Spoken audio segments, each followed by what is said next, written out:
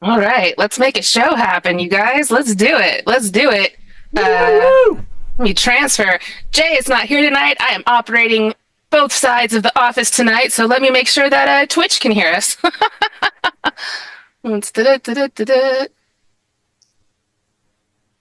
Ooh, I can barely reach it. Here we go. Here we go. Transition. Yeah. Yeah. What's going on, Twitch? Look at all that cool stuff. All right, yeah, you can hear me now. All right, what's up, everybody? Happy Friday. Welcome to KO Comedy. You guys, I'm your tech. I'm Annie Dies a Lot. I'm going to go over a few things that we can all do to help this show go nice and smoothly. The very first thing, if you are here in the Zoom room, now is a great time to go ahead and turn on those mics and cams. It helps the show, you guys. It really does. We know that this is the internet. Not everyone wants to show their faces. Totally fine. At the bottom of your screen, you will see a reaction button. Go ahead and use it. That way we can still see if you're enjoying yourself. So yeah, do it.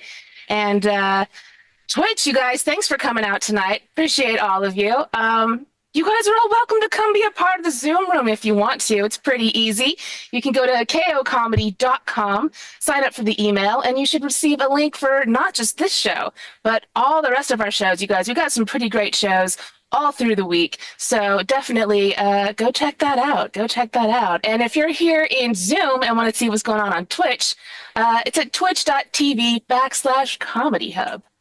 You can see everybody over there, including the world's worst AI comedian. He is terrible, he is god-awful, and he's ready to say something horrible to you. Just go ahead, drop a comment, say at Laughing Larry AI, followed by whatever you want to say to him, and he'll find something to say. Will it be funny? No promises. He sucks. All right, let's see. What's next? Oh, yeah, you guys, we got some awesome comedians for you tonight, and you're welcome. Free show. Let's go. That being said, support them in all ways that you can. The best way you can do that is by giving them a follow. During everyone's sets, I'm going to go ahead and drop their Instagram handles both on my screen and down in the chat. Follow them. See if there's new content. See if they're going to be performing near you. Just do it. Just do it. That being said, if you do want to donate, we won't say no. We won't say no to that at all. It's pretty easy. We take Venmo at KO-comedy. We also take PayPal, KOComedyShows@gmail.com. And if you're watching over on Twitch, we take those bits too. We do. And we don't just take your money, you guys. We're going to go ahead. We're going to give you a shout out. We're going to throw your name on our donor board. It's the beginning of October. It's our first show of the spooky month. So every time we get a donation, I'm going to slap your name on something spooky. It's right. It's going down, you guys. It's going down. There's really only one more thing that everyone can do to help this show go smoothly, and that's enjoy the show because it is going to be awesome. Yeah. All right, you guys. Yeah, it is. Yeah, it is. Now, full disclosure, we had a couple people have to back out last minute. One person's in the hospital right now, so it's going to be a little bit shorter tonight, but you know what? It's still going to be a blast. We're going to have fun, and then afterwards, you guys, we are going to get into the after party. It is going down. It is a Zoom exclusive, everybody on Twitch. That's right. Abigail, if you want to come play with us, you got to come join us in the Zoom room. Let's go. Let's go. All right, you guys, I think that is enough of me. Yeah, I don't think I have anything else I need to say. I've said it all, right? I've said it all. You said it all. I said all of it. All of it's been said. So you know what? It's time to go on to our first. All right, you guys. It is time for our first performer tonight. He's hosted this show multiple times. He's coming at you straight out of Boston. In fact, if you're in the area, look him up. He can make you laugh, and he can give you amazing tours around the city. Come on, you guys. Give it up for the amazing Dennis Mailer. Dennis! Woo! Yay, it's me. Hello, everybody. Hi. Yes, I am broadcasting from my podcast bunker in Boston, Massachusetts. By the way, I do want to point out, I am living in Boston. I am not from Boston. I do want to make that specific. I am not a Bostonian. I'm living here. More likely, I'm suffering here. That's what I'm doing. I suffer in Boston. I'm originally from Baltimore, which means I'm really good at dodging bullets that I've made it to 43 years old and being from Baltimore. Yes, which, by the way, this is... Welcome to my podcast studio. It's nice, isn't it? This is gorgeous. You know, make some noise if you guys like my podcast setups. It's gorgeous, isn't it? Guys, you don't know how many spiders are literally around the camera right now. There is just a surrounding sea of daddy long legs and other unidentified spiders that are currently just sitting here as my audience, staring at me, waiting to devour me when I fall asleep. But this is all right. Here's the thing. I got to be honest. I'm constantly worried about what's behind me when I do comedy. That's why I like doing Zoom. I can control the backdrop. Because when you're out in the world, when you're traveling around the country doing comedy, sometimes you do comedy at places like VFW halls, or you do comedy at places like Knights of Columbus Hall, or, you know, sometimes clubs throughout most of the South, for whatever reason, have a giant American flag backdrop. And I'm always worried about doing comedy in front of an American flag. Because if you see me standing in front of an American flag, shouting into a microphone with this haircut, I look like Breitbart stock photos. See? Like, look at this picture right now. I look like a background actor from American History X. This is the exact image you see when you go to somebody's Twitter account who is also a January 6th recreationist. This is literally the profile picture of every dude on the internet that goes, I do my own research. I look like if I told half the audience here to get home safely, they would think it was a threat. All I'm saying is this is a genetic defect and not a political statement. That's all. That's what I'm trying to say. I'm constantly worried about my looks. Not in a vain way. I'm not concerned with how, like, I'm okay with how I look. I'm fine. I started beating this hairline to the punch. I started shaving it before it started going away. But I'm just worried how other people perceive my looks. That's why I'm always worried how, example, I am, in addition to doing comedy, I am also an actor. So, you know, we shoot a lot of movies and TV shows here in the Boston area, and, you know, and I'm fortunate enough to be casted in some roles here or there, you know. I'm just worried how they're going to perceive my looks. That's why. All right, here's a great example. In the year of 2018, I was cast in 3 different movies and TV shows as a jogger. I know. Stereotyping, right? By the way, the people who are laughing at that your laughter is both appropriate and hurtful. The first production I got cast as a jogger in was February 2018. So yay. Cold Boston running around. Honestly, I accidentally dressed exactly like Rocky. Just gray sweats and a knit cap. I looked like Rocky if he had given up being a boxer. That's what I looked like. That was the... What it is this production was a pilot for a CBS TV show. And what happens during this scene is the main character, not me, the main character though, is running along the Charles River with his dog. He gets a phone call, he stops, he takes the call. Me and the other actors run past him to try and keep the scene interesting. Excuse me. And then the guy hangs up the phone and then continues jogging. That's it, right? Easy peasy mac and cheesy, right? By the way, do you know how embarrassing it is that you recognize that guy's dog because it has better IMDb credits than you do? So we do the scene. I do my little jog pass. My whole motivation just for jogging pass is just today's the first day of a new me, right? You know, thinking positive and whatnot. I get past the thing they call cut, and they look at me like, Dennis, wow, bellissimo, fantastic. This was wonderful. You did such a great job. Dennis, you know what? You did such a great job. We don't need you anymore. You did one pass. That's done. Go ahead and hit the food truck on your way out. We're going to pay you for the full 8 hours. Don't worry about it. Take her bubble. I was like, did you fire the only fat guy on set? I'm like, no, we don't have the insurance. You have to go home.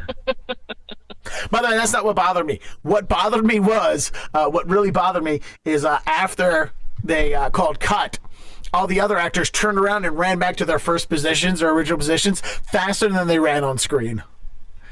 Yeah, I'm like, look, this is a soon-to-be failed CBS pilot, not the Boston Marathon. Chill out, brown nosers, okay? The second production of that same year where I was cast as a jogger, there was 27 background actors who were hired as joggers, dog walkers, and cyclists. Yeah. 27 people in this small park, and a Netflix original movie called Eve. And if you say, I don't know the movie Eve on Netflix, that's because they changed the name to Ava. Why? I don't fucking know. This, by the way, I want to point out, this movie, you will see more of my own car in the movie than you see of me. Like, my favorite thing about being an actor is being cast and then showing up on set and watching the casting director regret all of their decisions for hiring me. Like, they're just looking at me like, oh, what was I thinking? Why is this? Like, my best side for the camera is the side behind the camera. All right? By the way, I do want to point out this movie is an all-star cast. It is Jessica Chastain, right? She didn't just star in it. She produces. This is like her big baby action film, right? It stars Colin Farrell, the star of the brand new hit HBO show The Penguin. Yeah. John frickin' Malkovich is in this movie. And it is a steaming pile of garbage. It fucking sucks. It's awful. And highly recommend watching it just to see my car move. That's the best thing about the whole movie, is watching my car. Not only, by the way, when I did this, not only did I play a jogger, they also hired me one day just to be a car at the airport. So there's an entire opening scene where you can see my bright orange Chevy Aveo just driving down the road, stopping, and then for 8 hours, all I did was drive forward to the end of the end of the road, and then just back up and do it over again. Dude, I get paid for that. I got $27 an hour and 2 free meals. It was awesome. Anyway. Damn. But the day that they hired me as a jogger, there's 27 background actors working as joggers, dog walkers, and cyclists, right? Out of 27 people, 2 people are running. A incredibly attractive and well fit young blonde young lady, and me. Yeah. Everybody else, there was a guy who was a professional runner. He's won marathons. He was on our cast as a jogger. Do you know what they had him do? Just lean against a tree and stretch his legs for 18 takes. Meanwhile, I'm doing a 5-mile lap around this small little dog park right minutes away from a cardiac arrest. And this, by the way, one of the reasons why this whole show, this whole movie was not good. It was the worst set I've ever been on. Like, there was a point where there was so much yelling on set at the crew from each other that I watched a PA rip an earpiece out of his ear, and I could hear the just F-bombs from the rest of the crew screaming and yelling at each other. It was delightful to see how much of a shit show this thing was. The director got Me Too'd in the middle of production. Like, yay! That's the thing that I got to. Dude, honestly, that paid 2 months' rent. That's basically. I honestly don't care about what happens to me in acting. Like, I was talking to somebody the other day, and she was just like, "Oh, I got casted, but I didn't get put in the thing, and I'm really upset, and this, that, whatever." And I told all my friends, and I was like, "Did the check clear? Then who fucking cares? That's all I care about. Is if I can make enough money to feed kibble to my dog." By the way, this is like, I don't understand so many things. Like, I got casted, like I said, as a runner, but also I got recently I was called in to come audition for a hospital's commercial for a local area hospital. Which, by the way, let's talk about this. Why are hospitals advertising?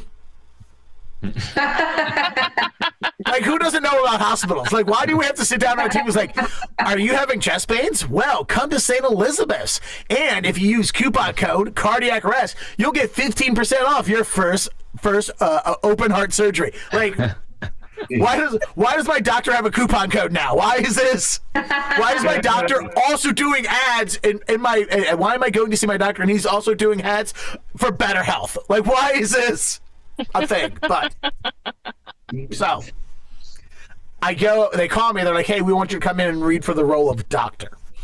Then I showed up the next day at the audition. They looked and was like, hey, maybe you want to read for the role of heart patient too. Like, do you guys understand? I'm too dumb to go to medical school. I'm too dumb to go to medical school. Now I'm too fat to pretend to be a doctor. Nobody wants to take fake medical advice from a guy who looks like he needs real medical advice. Plenty of fat doctors. Yeah, there's plenty of fat doctors, right? I don't know. Have you seen General Hospital or ER? They're not on there. Mimi is like, there are plenty of fat doctors. I'm one of them. You're probably smarter than me. Like, I went to 6 years of... I'm not a doctor. I went to 6 years of community in college and didn't graduate. That's why I'm doing comedy. In addition to that, by the way, I am also a volunteer book reader at Boston Public Schools. That's my job, volunteer book reading. Yeah, I go to public schools and I read stories to second graders because I have a third grade reading level. Yeah, I'm just barely smarter than the kids. When I showed up, by the way, to the for the very first time I did this job, I showed up to the classroom, and all the kids came running up to the reading area, and they sat down all nice and neat, all in lines and columns and rows, very perfectly sat, all crisscross applesauce, which I found out is the only way to refer to that sitting style now. And I looked at the teacher. I was like, "Oh my god, these kids are so well behaved." And the teacher looks at me and goes, "Well behaved? It's because these kids have assigned seats." Right? You guys are on my side, right? Assigned seats for story time? Sounds like fascism to me. And then 5 minutes later, when they wouldn't shut up and pay attention, I'm like, these little fuckers need rules. They need discipline. I had to reprimand one of the kids. I had to ask her, I was like, Gareth, I need you to sit down and be quiet so the other kids can hear the story. And that's when he stood up and looked at me and went, I'm Kyle. That's Gareth. And now I've lost all control of the classroom because I can't read the seating chart as well as they can. Do you guys understand? Every moment from there on out became Lord of the Flies, and I was Piggy. No. Oh, Yeah, man. honestly, by the groans, the amount of groans in here tell me that half of this Zoom has passed 6th grade English class. Okay. That's a great book. It's a great book. It is, right? Yeah, it's my favorite book about child murder. And that's because I haven't read Columbine yet. Anyway. Oh. My favorite thing about this job is I did not have an approved reading list, right? There were no banned books. I could read whatever I wanted to the kids, right? They were very open about this. Didn't say, hey, stick to our library, stick to this section. I could read whatever I want to the kids. And so one day I was at the Boston Public Library looking through the children's section. I saw this book on Hercules. And I'm a huge fan of Greek mythology. I think there are great morals, lessons to be learned in Greek mythology. And I asked the child librarian, I was like, hey, is this book on Hercules appropriate for 2nd graders? And with all our expertise of a person who works at the 2nd largest library in America, the Boston Public Library.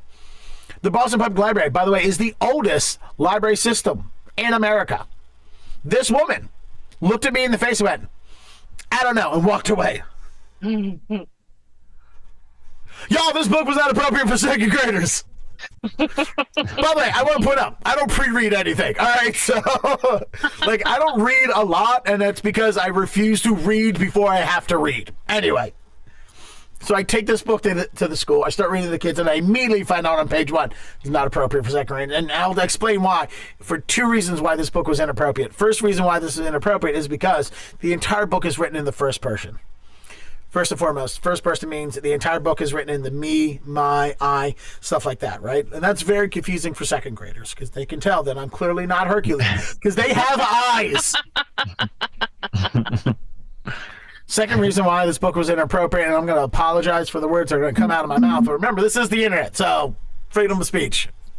But the very first page of this book, which, by the way, found in the Boston Public Library in Copley Square in Boston, it said, and I quote, "My name is Hercules, and my dad Zeus raped my mom. Oh God. Ew. By the way, side note, you know when Zeus did that, he turned into a goose, or a swan rather, and then, made love to a woman as a swan. Just pointing that out. Anyway, Zeus is a weirdo. He's a freak. Anyway, the book continues and goes, but his wife Hera, great, now I gotta explain infidelities to these kids. I gotta explain a trouble to second graders.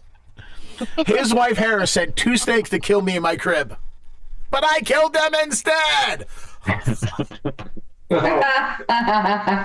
Guys, the only thing that was more inappropriate for me to read to the kids right now would be Mr. Lincoln Goes to the Theater. Hey! All right, sounds like more people in the Zoom have passed 4th grade history. All right, cool. Perfect. Oh my God. I have So to here's the thing, guys. I am a comedian.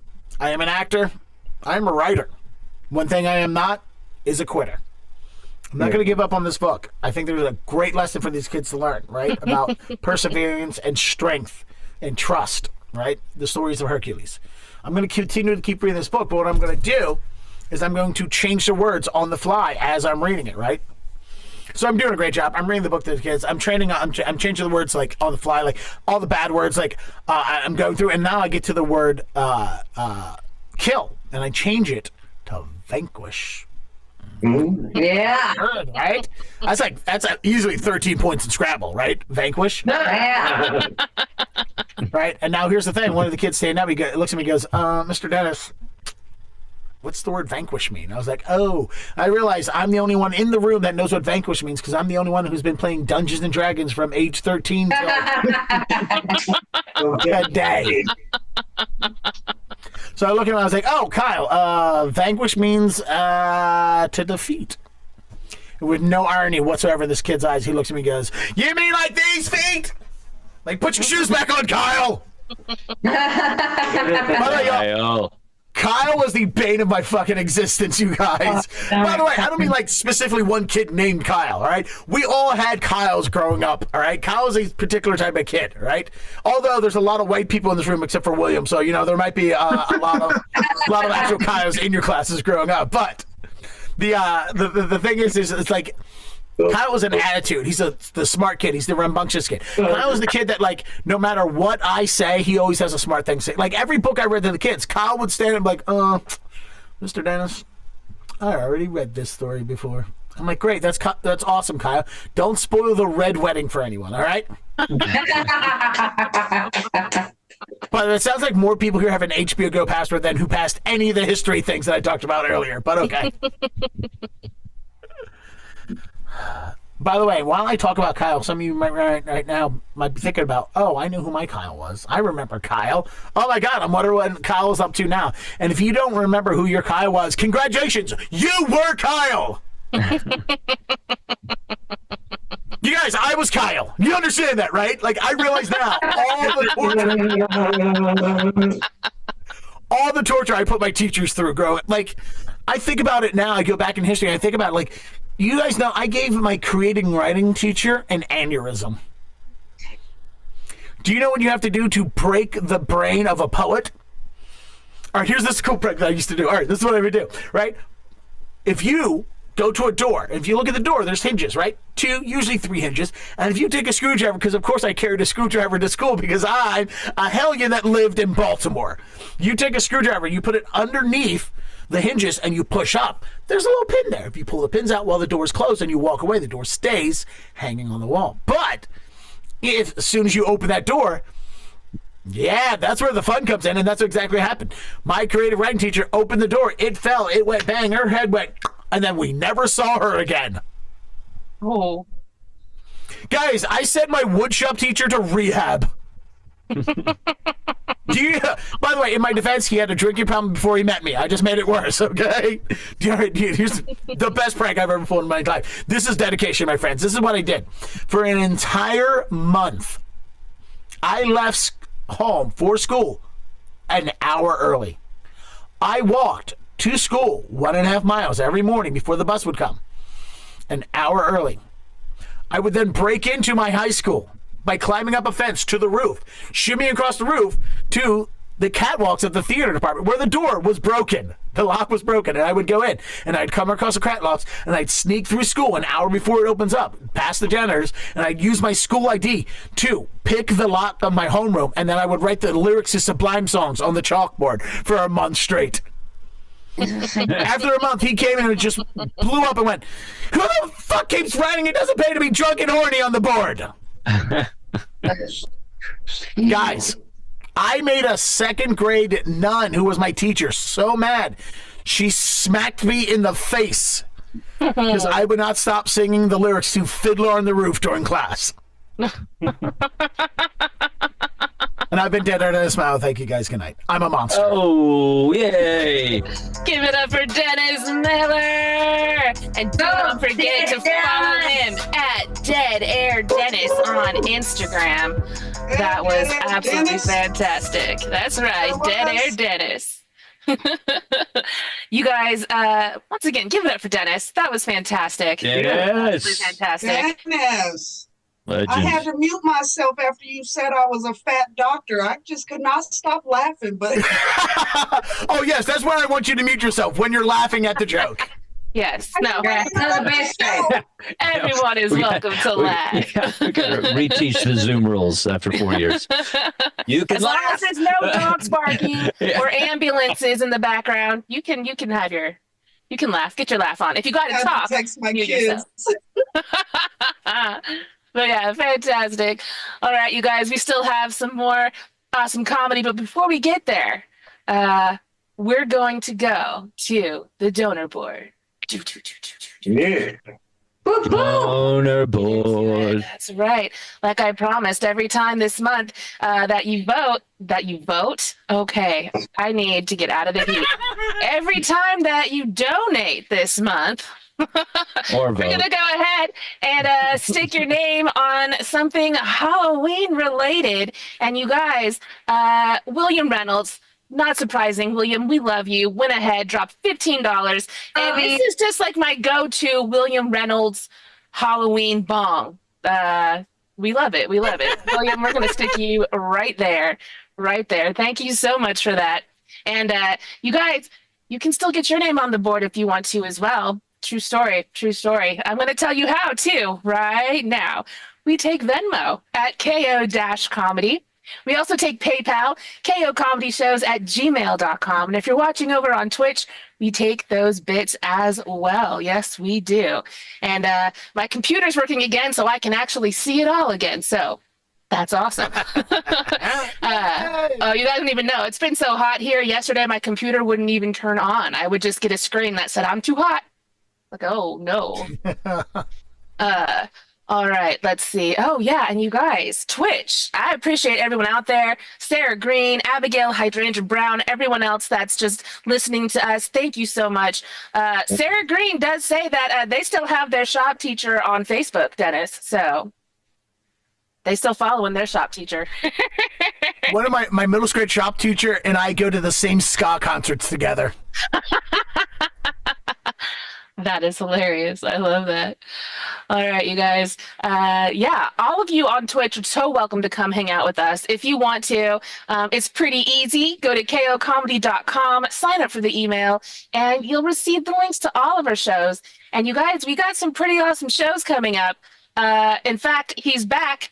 He is back after being gone for a month. Casey McNeil is back on Sundays. It is happening. Hey, Casey. So come on through. We got some awesome comedians. We've got Ying Vigilant, Ian Rice, Alan Pickett, Trisha Kiley, Kelly Zemnikis. Come on, you guys. Yeah, sure. It's going to be a great time.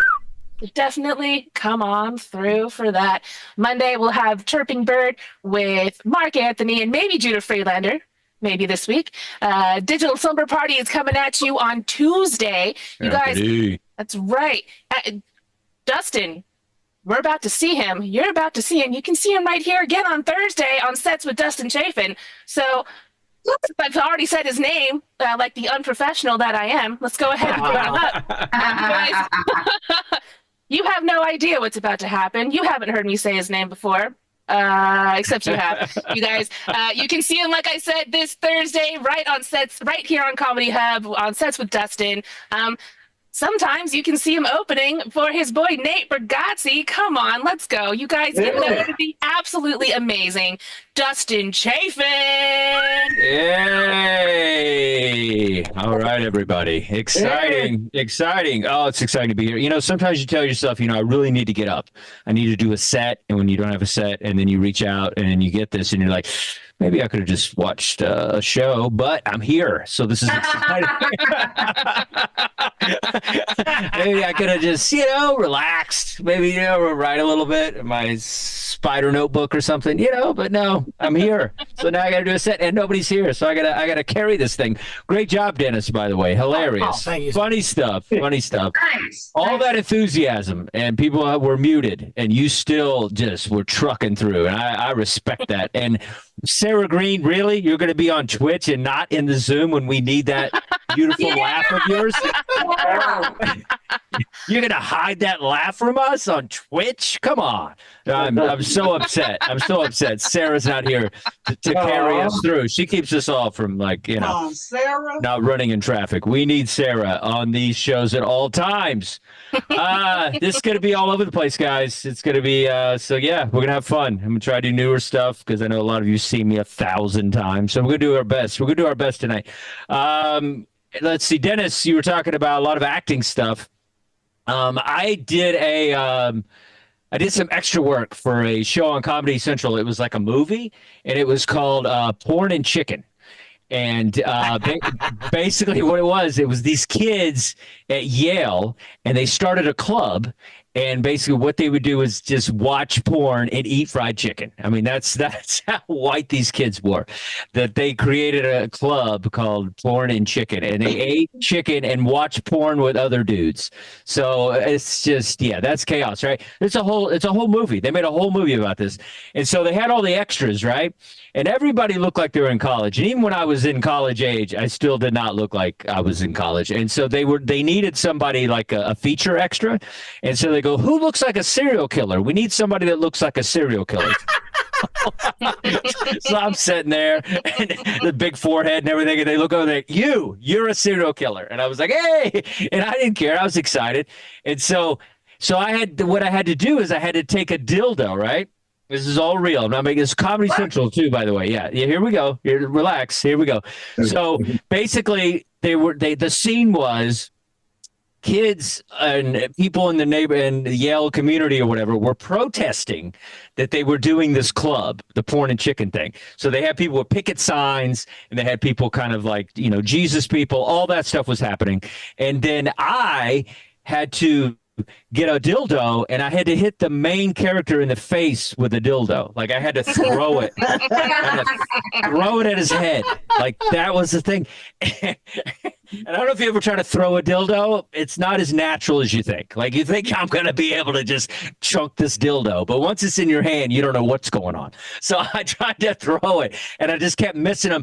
And to the point where I missed him, it was like 12 takes. And they're like, okay, we need another serial killer dildo guy. Like it was like after like 14 takes, I could not hit this guy in the head. And I was close too. It was like 3 feet away, and I just couldn't hit him in the head.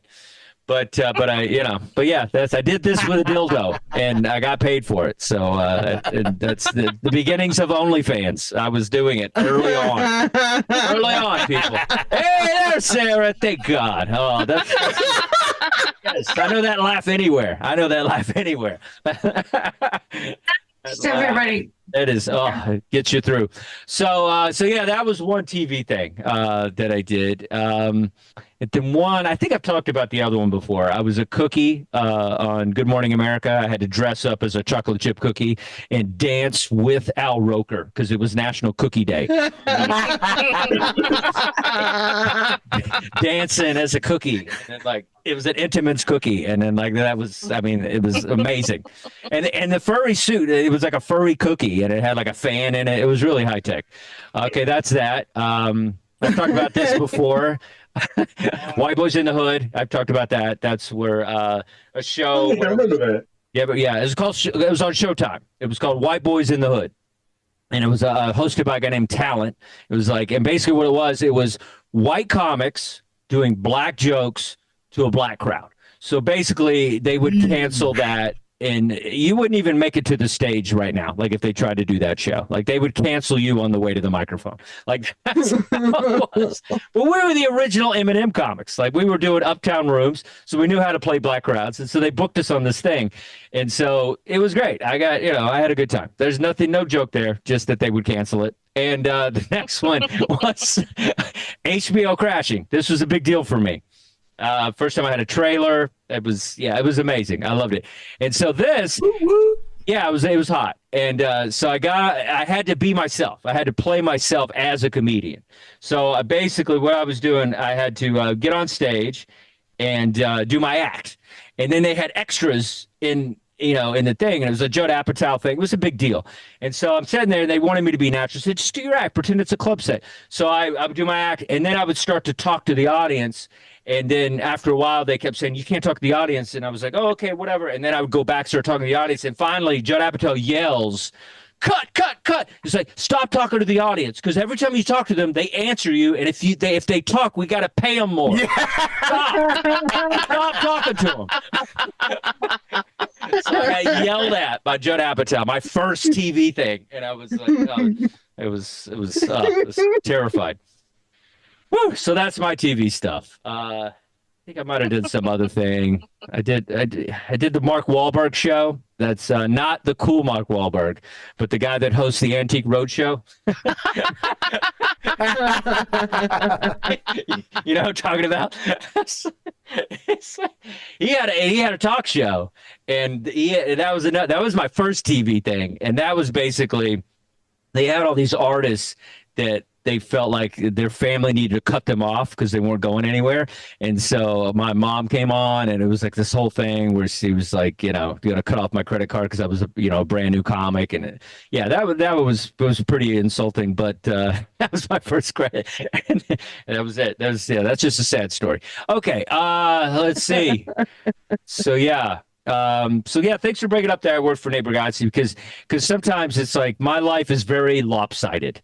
I have a very lopsided comedy career. You know what I mean? Like I feel like I go from private jets to Spirit Airlines pretty quick. You know what I mean? Like there's no in between. Like my life is very much, it's like, I go from the Four Seasons to like a Super 8, you know what I mean? Like quick, like my life, it's so quick, how I get humbled so quick. And, but I love it. I go from 18,000 people to here we are. You know what I mean? Like it's a big gap. It falls off quick. And but I'm okay with it. That's just what it is. I'm happy to have what I have. I am. But sometimes it's pretty hilarious. So I told the story yesterday, but I'll tell it again. So I did. So I was in Corpus Christi, staying at. I was at a Super 8. It's a motel. It was more like an OK7, you know what I mean? Not really a Super 8. And so I'm at this hotel, and it's on the side of the highway in Corpus Christi, and it's pretty dangerous, but I'm not quite sure how dangerous it is. And so I talked to the guy, the clerk at the desk, and he goes, "Hey, this is kind of a tourist area." I was, "Oh, that's cool." He goes, "You know that pop star Selena?" I go, "Yeah." He goes, "She got murdered across the street, just so you know." So I'm like, "Cool, that's cool. That's good to see. All right, good. That's a good thing to just go over and she was murdered here, and then go back to my room. That's fun." I don't know if you ever stayed in an OK7 Super 8, but it's not that great.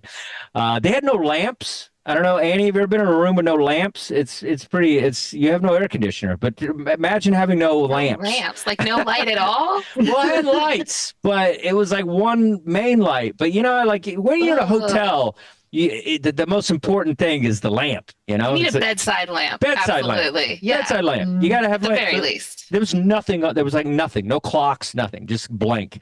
And so whatever. But here's the deal. I don't judge bad hotels. I don't judge hotels on no lamps. I don't judge hotels on their thread count. I judge them on their free breakfast. Like, if you don't have a free breakfast, I don't care if you're the Waldorf Astoria, I'll give you 1 star. Like, you have to have a free breakfast. That's every place I stay on my own has to have a free breakfast. So So I'm very excited about the free breakfast.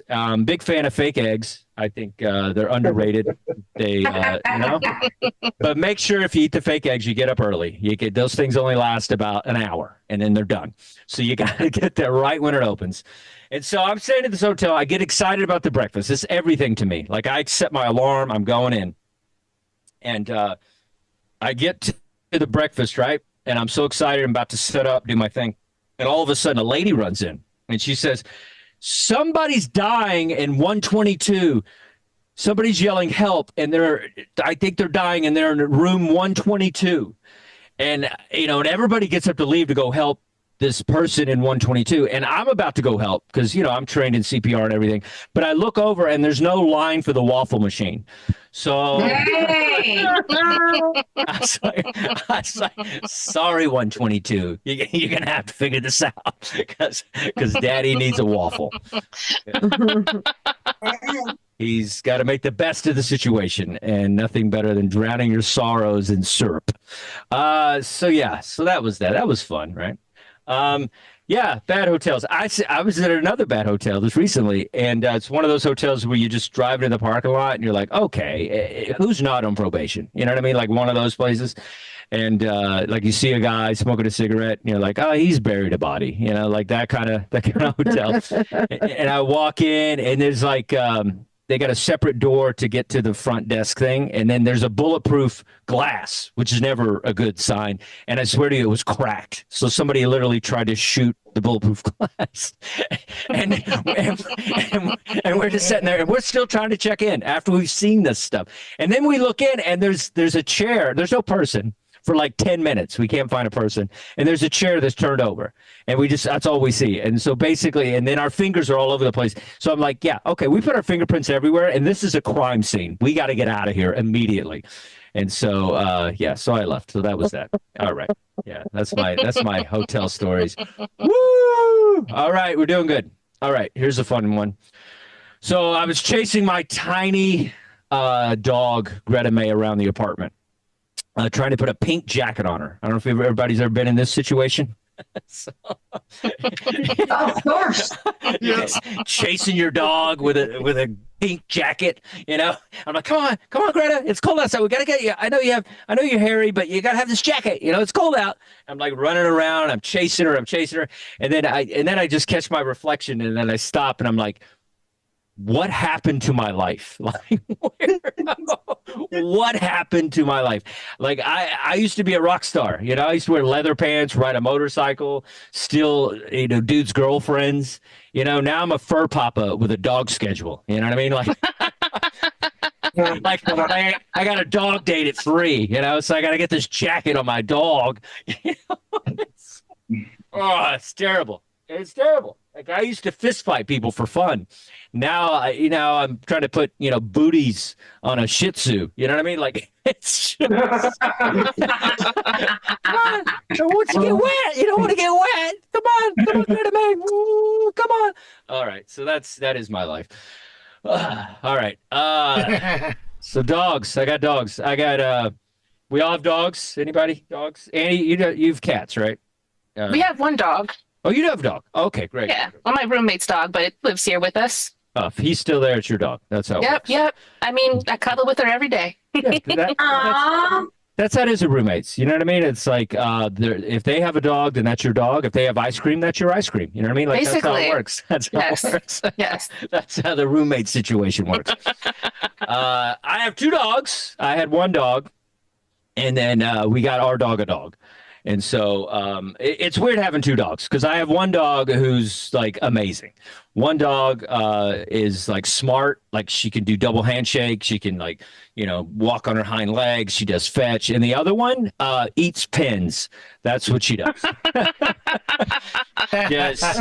just that's her skill set. She just eats a pen, and then we're terrified. We're like, she ate a pen, and then we're like trying to get the pen out of her mouth, and then she's got blue ink all over her face. Like, it's just chaos.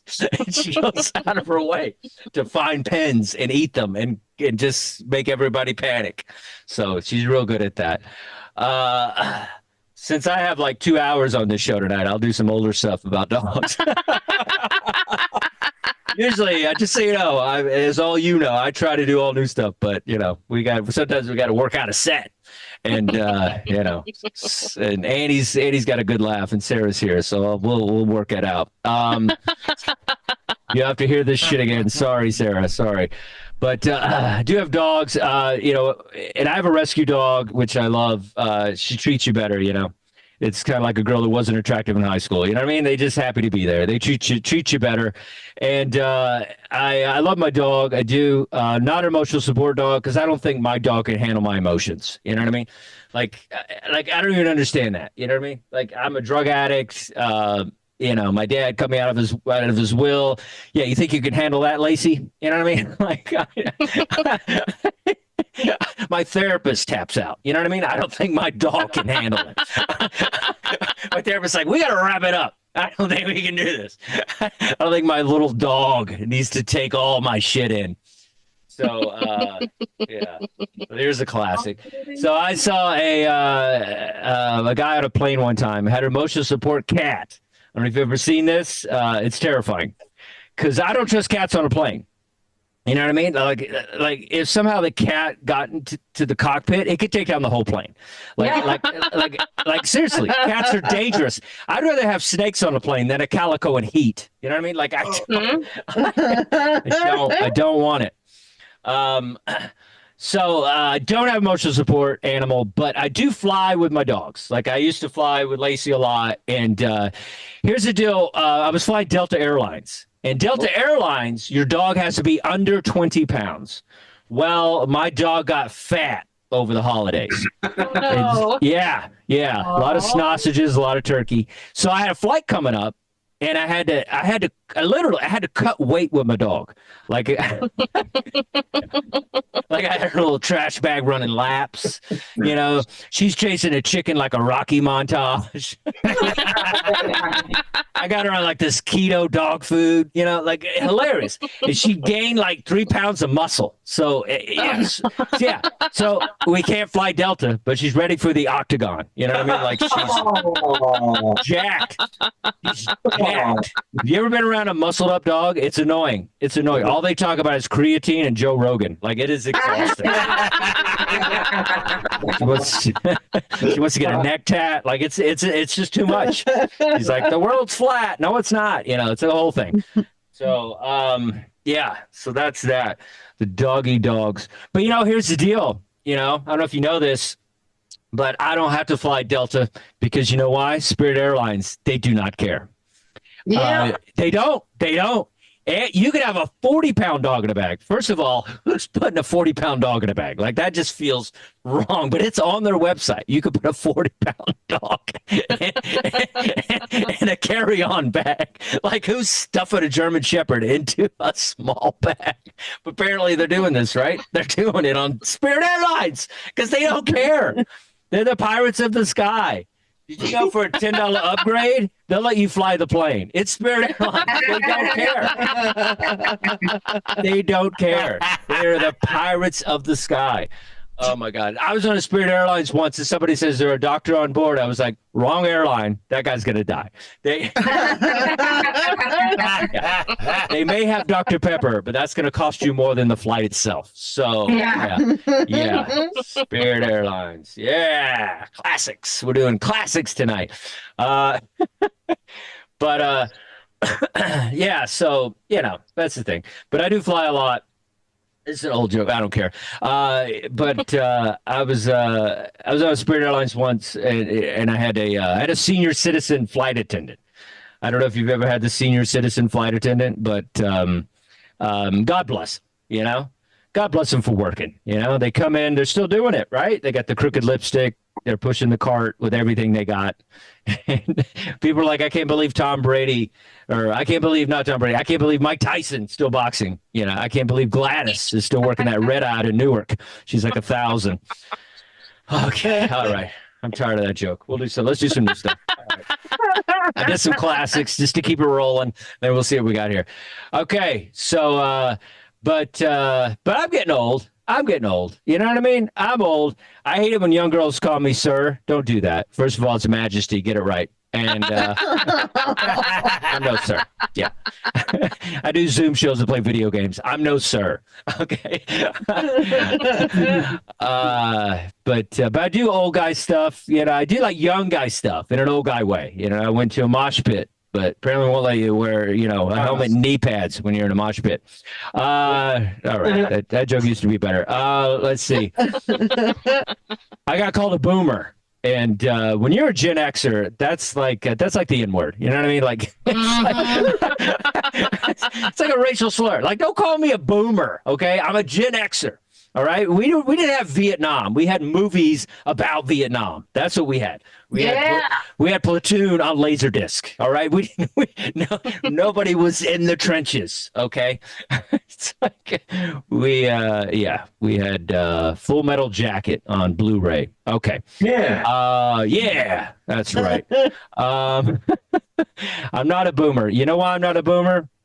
Because boomers have money. I'm a Gen Xer. We don't have money. We don't have money. You know what we have? We have action figures still in the box. That's what we do. That's what we got. Yeah. I don't have a 401k. I got C3PO mint condition. That's what I got. Boomers invest in real stocks and bonds. Gen Xers, most of us invested in Phantom of the Menace toys.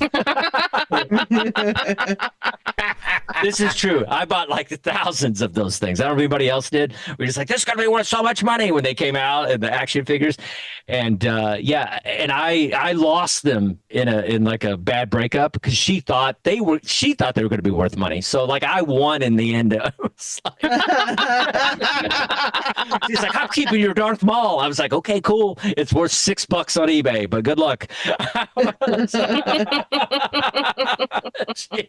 She did. She kept them all. That is one of the things. I got all my hats and my clothes, but she's like, I'm keeping your toys because she thought that because I told her they were worth money. Because I was like, she's like, you don't have a job. I was like, yeah, but I got these action figures. I got 3 Jar Jar Binks. Okay, they're gonna be worth something one day. I just know it. So that's why she kept all of them because I just brainwashed her into thinking they were going to be worth money. That's so funny. I hope she tried to sell them. I really do. They were like, here's $4 for this whole bag. I just want you to know. Gen Xers, we're the coolest though. We are the coolest because we're the video game revolution. You know, we're the tech revolution. We had the first computers. You know, with the first printers. Remember the printers? With the ding, and you had to like tear the little dots off. We didn't have the we'd have matrix. We had the dot matrix. You know what I mean? Like that's what Thank you for knowing what the dot matrix is. It's little holes on the paper. That was fun. Yeah. Let's see. What else we got? And video games, unbelievably bad. But we didn't care. You know what I mean? Like Atari. If you look at Atari now, you're like, wow, I can't believe we played with that stuff. You know what I mean? Like you look at the graphics now, unbelievable. Like everything is unbelievable. 3D graphics, crazy. You see the sweat on the players, unbelievable. Atari, the first generation Atari, we had the graphics of a heart monitor. You know what I mean? Like and the sound was like an MRI. Like it was horrible. It was really bad. Anthony gave me that MRI tag, but I don't think it works. I think it works. Anthony goes, yes. You should say it's, what is it? What'd you say?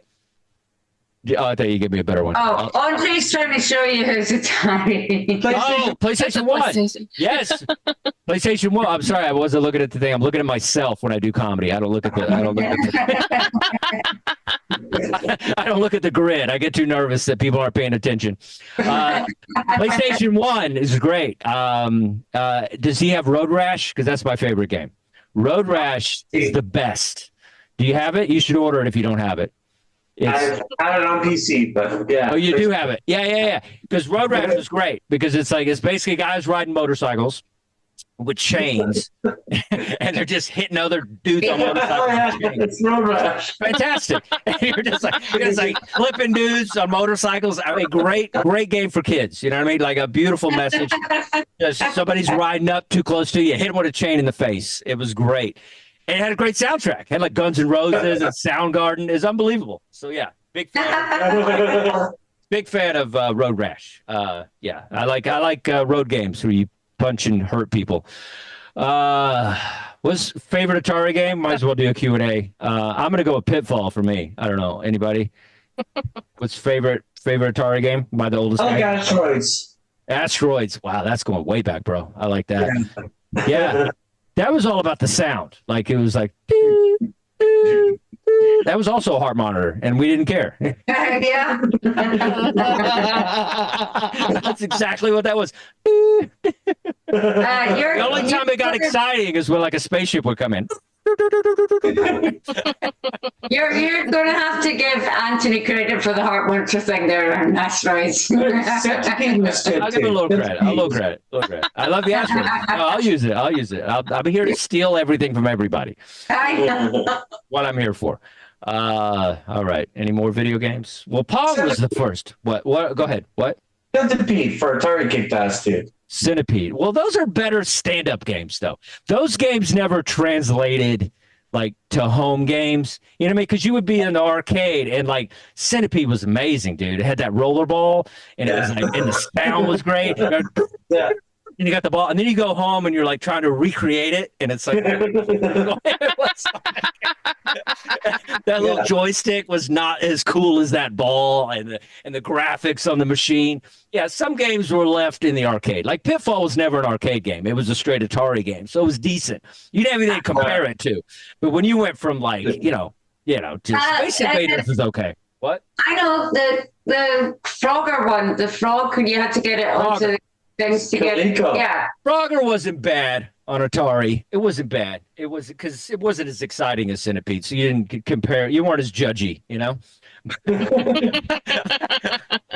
You're just trying to get across the street and get on some turtles and get to your thing. Yeah, Frogger was cool. Frogger was cool for about 9 minutes, and then you're like, I need another game.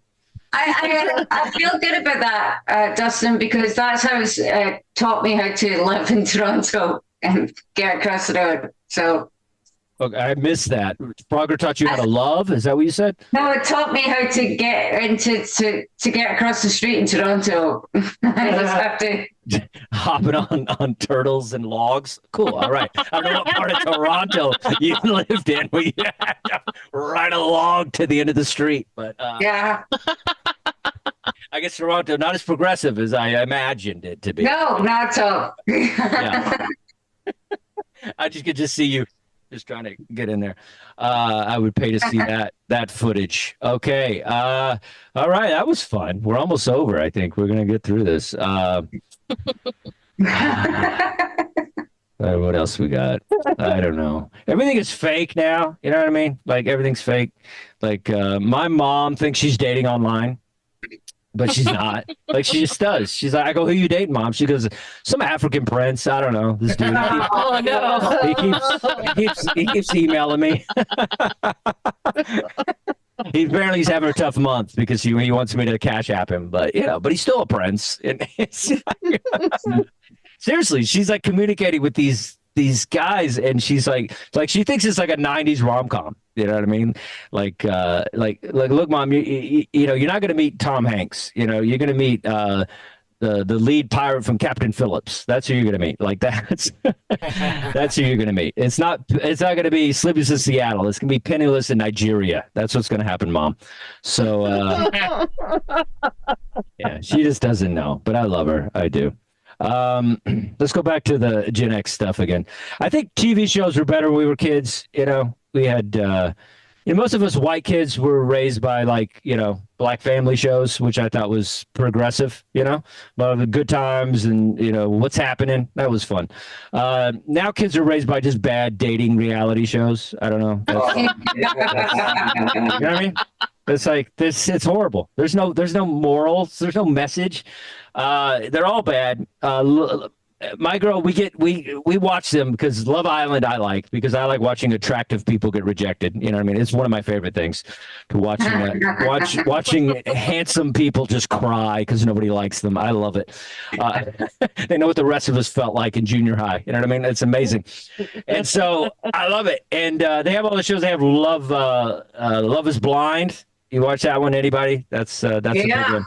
Okay, most of you know what it is. If you don't, so they take a wall and they put two people on both sides of the wall and they have to find love without ever meeting each other. Well, back in my day, we call that a glory hole. But I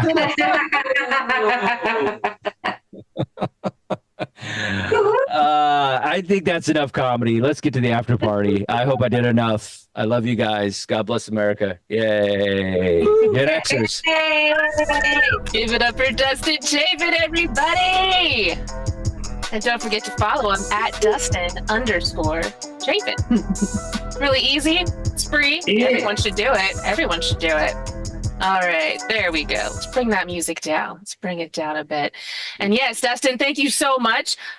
You guys, that is our show tonight. Unfortunately, Benita had to call out sick right before the show started, but she should be back in a couple of weeks. And yeah, you guys, I'm going to give a few shout outs before we close out. It's happening. It's happening. Let's go back to the board. All right, you guys, give it up for Abigail H. Brown dropping $5 on the board. As we all know, Abigail likes frogs, so I found a spooky frog. I typed in spooky frog, and that's what came up. Who needs AI? I know. I can do things poorly myself. I don't need AI for that. Next up, you guys, Andre and Lorna. Lorna is a staple in this place and identifies as Scottish. So I typed in spooky Scottish, and this is what came up. So Andre and Lorna, thank you so much. Thank you guys. You guys are amazing. You guys are amazing. And yeah, you guys, it's time. It's time for the after party. If you are watching over on Twitch and you want to come join us, you can at comedyhub.com. At kocomedy.com, you can sign up for an email. That'll get you the link to this show.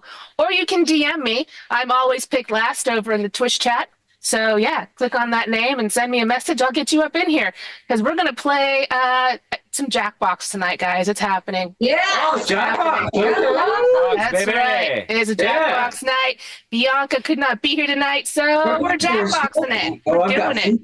We'll do it. Yeah, I'll let's be go. back to Jackbox. Give me 1 minute. Yeah. So you guys, thank you so much. Definitely come out on a Sunday. Casey McNeil is back and hosting. It's going to be a great show. We'll be back here next week. Same bat time, same bat channel, you guys. It's happening. And I think we've got Luke Thayer. Is that? I don't have those notes up right now, but we got some great people signed up for next week. So come on through. Have a great night, everybody. We will see you on the next one. Good night. Get home safely, everybody. Yes. Get home safely. God damn it. There. That's the right one. We can do it. We can do things. Oh dear. Well, we gotta wait for the guy kind of anyways. Okay, let's see. I'm not even set up. Twitch, I know you can still hear me. I'm sorry. I'm going to turn it off here in just 2 moments. There it is. Good night, Twitch. Good night, Twitch.